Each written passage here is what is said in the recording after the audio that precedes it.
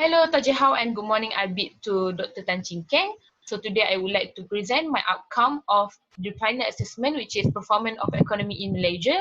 So my name is NURUL BINTI NASARUDDIN. My metric number is 1814132. Let's begin.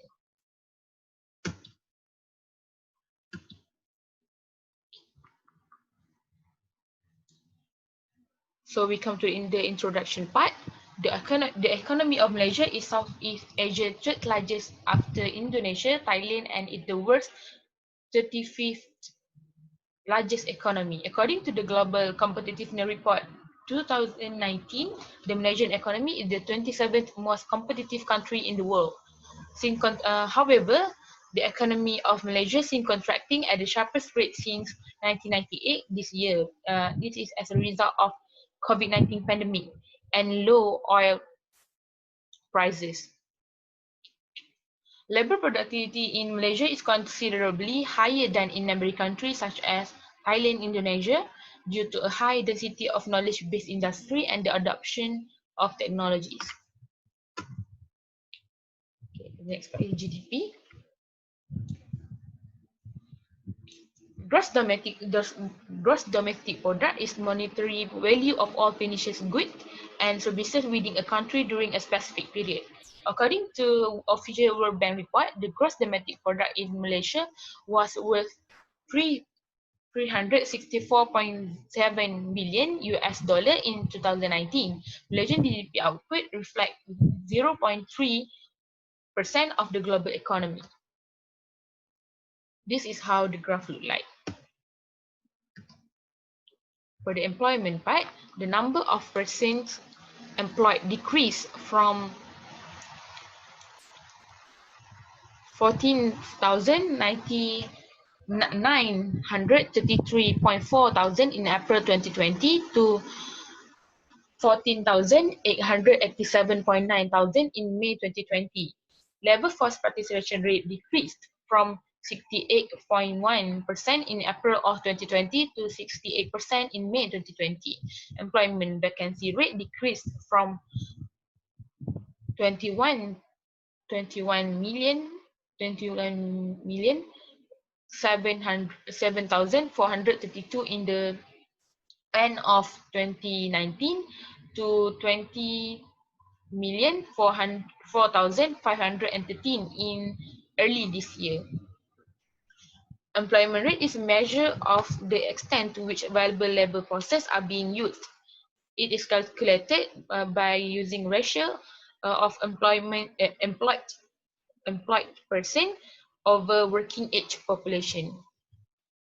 This is how the graph look like. So the unemployment part, the number of unemployed person grew from 778.8 thousand in April 2020 to 826.1 thousand in May 2020. In May 2020, the unemployment rate increased at 5.3% from 3.3% in May 2019 as an impact of COVID-19 crisis outbreak. It was the highest unemployment rate since the series began in March 1998 as the number of unemployed increased sharply. The labor force, meanwhile, reported a rise from 71,700,000 to 71,700 to 15.71 million. This is how the graph look like. Because of the outbreak of COVID-19, the graph sharply rise. For consumer price index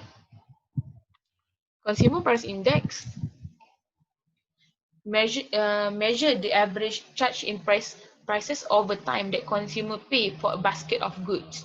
Consumer price index in Malaysia increased from 117.9 points in May 2020 to 119.1 points in June 2020. This is how the graph look like.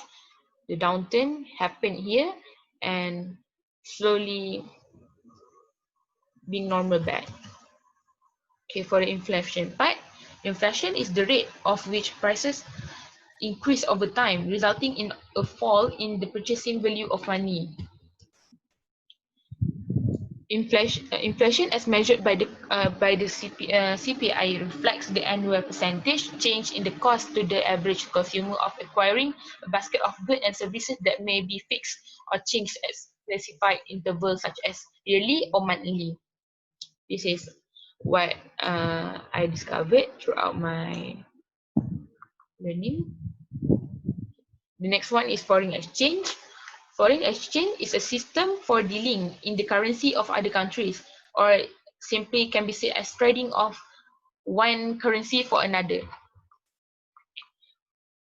In Malaysia, foreign exchange reserve are foreign asset operated or managed by central bank country. The reserves are made of gold or particular currency. Foreign exchange reserve in Malaysia increased from 10 million for 10,004,633.69 USD million in April 2020 to 10,005,091.23 US dollar million in May 2020. This is how the graph look like. Balance of payment in international trade. So balance of payment is a statement of all transaction made within a country. Difference between all money flowing into the country and the outflow outside the country within a particular period of time. Malaysia balance payment recorded a higher surplus of 33.5 billion ringgit in 2018 compared to 2017, which is contributed by better supplies in good accounts and lower deficit in service account. Balance of payment recorded a higher surplus of 10.8 billion ringgit in the current account for the final quarter of 2018 as compared to 3.8 billion ringgit in the previous quarter.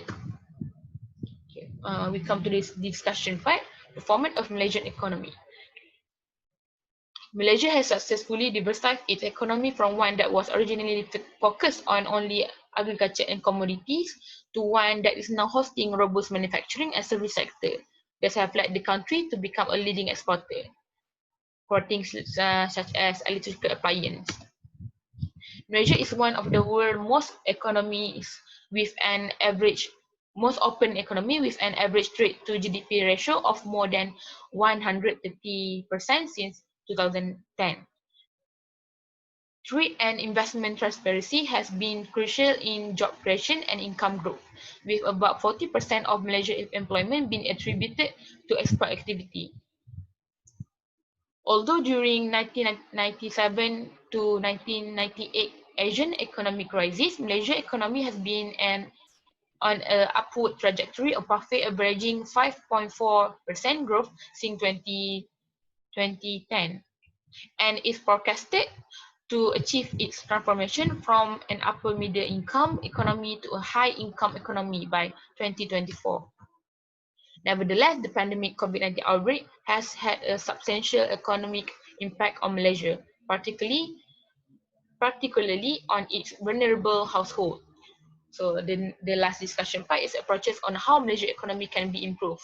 I believe that to fully fulfill and meet the country's aspiration to achieve the status of high income and developed economy, Malaysia will need to further advance the outcomes of education, health, and social protection by improving the quality of schooling to improve learning outcomes and rethinking nutritional approach to prevent childhood morbidity. This is because children is the one will lead our country after our generation gone.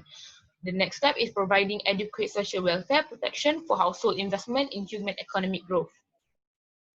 So as for conclusion, this pandemic really be resulting to a negative impact of Malaysian GDP growth, the employment rate, and also main economic sector such as agriculture and construction. Nevertheless, thanks to the federal government proactive initiative in order to tackle down this crisis wisely without further undue. All in all, we should all living in a new norm by concerning the government resolution, especially the safety and preventive mechanism, such as the implementation of standard operating procedure, which is SOP, throughout our daily life.